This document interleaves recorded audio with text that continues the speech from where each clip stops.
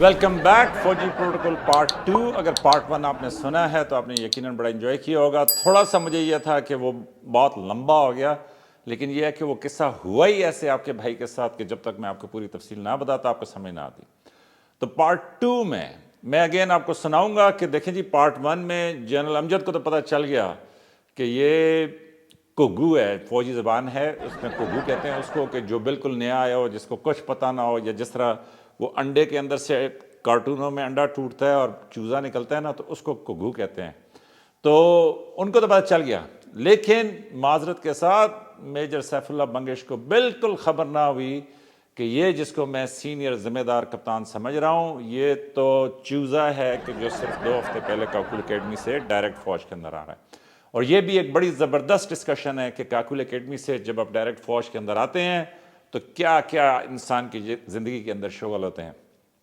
تو اینی ویز پارٹ 2 کو میں کوشش کروں گا کہ کم رکھوں. تو اس سے پہلے لائک، سبسکرائب اور شیئر کریں. ہمارا پروگرام پسند کرنے کا بہت شکریہ، آپ کی سبسکرپشن بڑی اچھی ہے، لیکن دوستوں کے ساتھ شیئر کریں تاکہ آپ کو اچھے فوجی قصے اور مزاحیہ فوجی قصے، اور یہ بھی یس ہم تحقیق کریں گے کہ ہم پہلے ہیں کہ جو فوجی ہیومر لے کے آ رہے ہیں. اور وہ یاسوب سپورٹس، میرا خیال میں ان کا یاسوب سپورٹس ان کا ٹائٹل ہے. تو انہوں نے کہا کہ جی یار کچھ تو سویلینز کے لیے رہنے دو یار.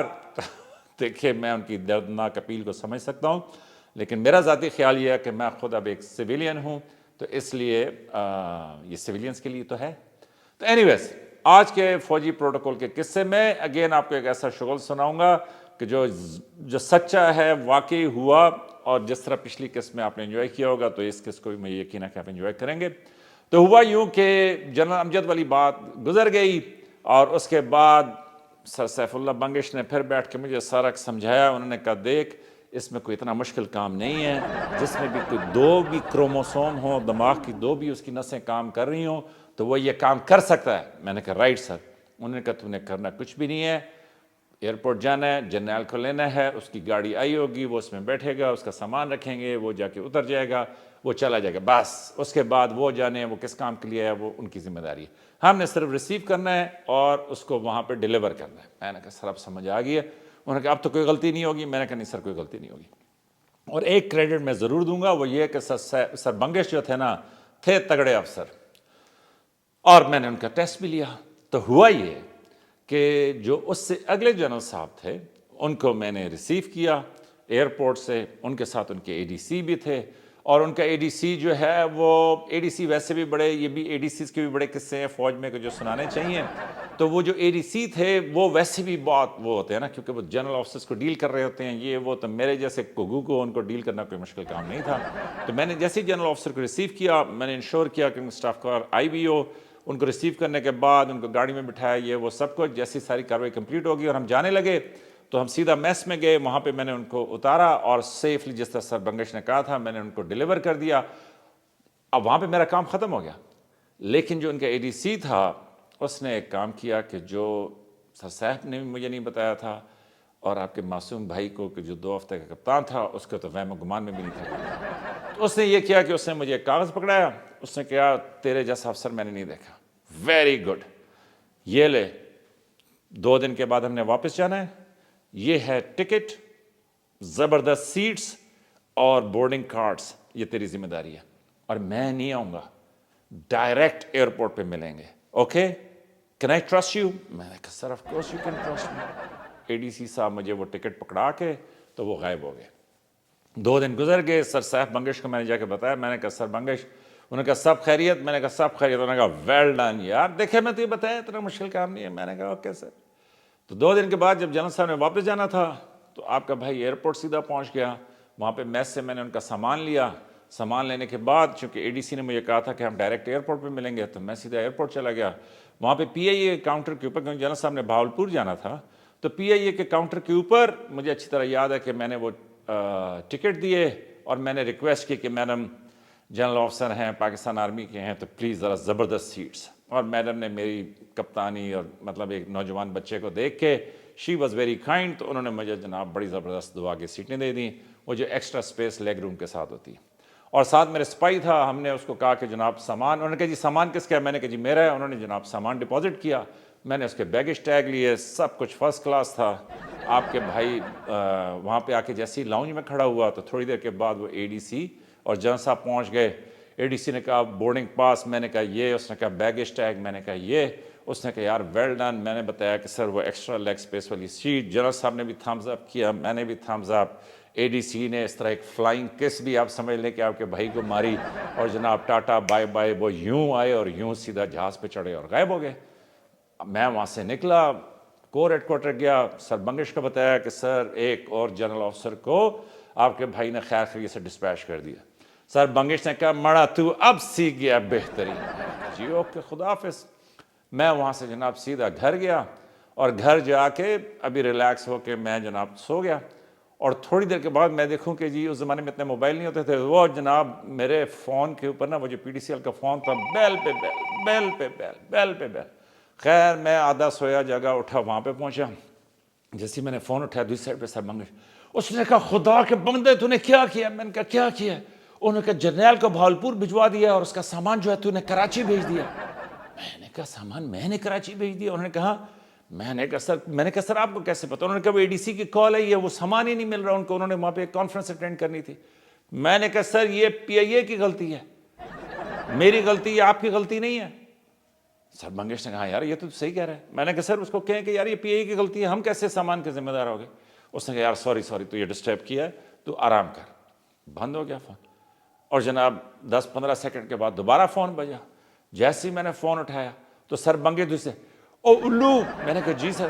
اس نے کہا یار بیگیج ٹیگ کے اوپر بھی کراچی لکھا ہوا ہے. میں نے کہا ریئلی سر؟ انہوں نے کہا. میں نے کہا سر یہ کیسے ہو گیا؟ اس نے کہا یار اب کیا کریں, میں اب ادھر سے سامان چھوڑ بند کر, میں اس کا جو ہے نا سامان وہاں سے کراچی سے کسی طرح بھاولپور پہنچا. تو میں نے کہا اچھا سر. اچھا اب میں سوچوں کہ یار یہ کیسے ہو گیا ہے کہ میں نے بورڈنگ پاس, تو مجھے یاد آیا کہ جس طرح وہ جہاز پہ نا مطلب یہ کہ سارے کاؤنٹرز کے اوپر لاہور کا چیک ان, کراچی کا چیک ان, بھاولپور کا چیک ان. تو یس مجھے یاد آیا کہ میں جس لائن میں لگا ہوا تھا وہ بھاولپور کا چیک ان تھا, لیکن جو میرے ساتھ دوسرا بندہ تھا جو سامان لے کے جا رہا تھا وہ کراچی کے چیک ان میں, کیونکہ میں نے اس کا ساتھ ساتھ رہی تو وہ ساتھ ساتھ میں دوسری لائن میں. آپ کہیں گے یار تو لوگ فوجی, سر سلام پاک فوج کا سلام ہر ٹرک کے پیچھے لکھا ہوتا ہے, تو وہ ساتھ ساتھ دوسری لائن میں لگا رہا, اور ہم دونوں کو پتہ ہی نہیں چلا کہ وہ کراچی کی لائن میں ہے اور میں بھاولپور کی لائن میں ہوں. میں نے بورڈنگ پاس ٹھیک پکڑے, اور ادھر اس کو بھی شاباش ہے کہ جس نے وہ بیگیج چیک ان کیا, کیونکہ اس نے چیک ان کیا اور اس نے کہا یہ بیگیج ٹیگ. میں نے کہا جی میرے, تو اس نے وہ مجھے پکڑا دیا, تو سامان چلا گیا کراچی, جنرل صاحب چلے گئے بھاولپور. تو اینی ویز یہ بڑا شغل لگا, اور پھر بڑی رات کو مطلب کچھ نہیں ہوا, لیکن اگلی صبح مجھے سر بنگیش نے کہا کہ یار خدا کے بندے تو کیا کرتا ہے, تو یہ سوچ کے تو نہیں. میں نے کہا نہیں سر میں سوچ کے نہیں کرتا, لیکن مجھے سمجھ آ گئی کیسے ہوا ہے. میں نے ان کو خیر ساری تفصیل سمجھائی, انہوں نے کہا یار بس ٹھیک ہے. تو اس کے بعد یہ اگلی قسم میں سناؤں گا. تو جو G1 تھے وہ بھی بڑے اچھے افسر تھے آرٹلری کے, اور آرٹلری کے توپ خانے کے جو افسر ہوتے ہیں نا جی, ان کے بارے میں وہ کہتے ہیں لین مین اینڈ کین. ٹھیک, لین کا مطلب ہے کہ بالکل دبلے ہوتے ہیں, مین کا مطلب ہوتا ہے کہ جی بڑے سخت ہوتے ہیں, اور کین کا مطلب یہ ہوتا ہے کہ جی بالکل طے میں جاتے ہیں کہ یہ چیز کیسے حل ہوتی ہے. تو توپ خانے کے افسر اور سر بنگش نے ڈیسائیڈ کیا کہ اب سے رضا کو کون سی ڈیوٹی پہ بھیجنا ہے اور کون سی ڈیوٹی پہ نہیں بھیجنا. اور انہوں نے یہ کیا, انہوں نے کہا کہ یہ کمرشل ایئرپورٹوں کے اوپر یہ کامیاب نہیں ہے, تو اس طرح کرتے ہیں کہ اس کو فوجی ایئرپورٹ پہ بھیجتے ہیں. اور پھر کچھ نہ پوچھیں کہ فوجی ایئرپورٹ پہ کیا ہوا, وہ میں آپ کو سناؤں گا اگلی قسط کے اندر. لائک شیئر اور سبسکرائب کریں, آپ کی محبتوں کا بہت شکریہ. دوسرا, جہاں میں آپ کو مزیدار فوجی قصے سناتا ہوں اور آپ کو چیئر اپ کرنے کی کوشش کرتا ہوں, اور اس میں میری یہ کوشش بھی ہوتی ہے کہ میں اپنی فوج کے بہادر افسروں اور جوانوں کو بھی تھوڑا سا محظوظ کروں. وہ اس لیے کہ کئی دفعہ یہ جو دوسرا پارٹ ہوتا ہے یہ بڑا مشکل ہو جاتا ہے. بڑا مشکل اس لیے ہو جاتا ہے کہ جب مجھے آپ کو بتانا ہوتا ہے کہ کس طرح اس ملک کی حفاظت کرتے ہوئے اس ملک کے بہادر بیٹوں نے ایک دفعہ پھر جان کی قربانی دی. تو آج جو میں آپ کے ساتھ شیئر کرنا چاہ رہا تھا وہ یہ کہ دیکھیں جی, ڈونلڈ ٹرمپ امریکہ کے نئے صدر بنے ہیں دوسری بار.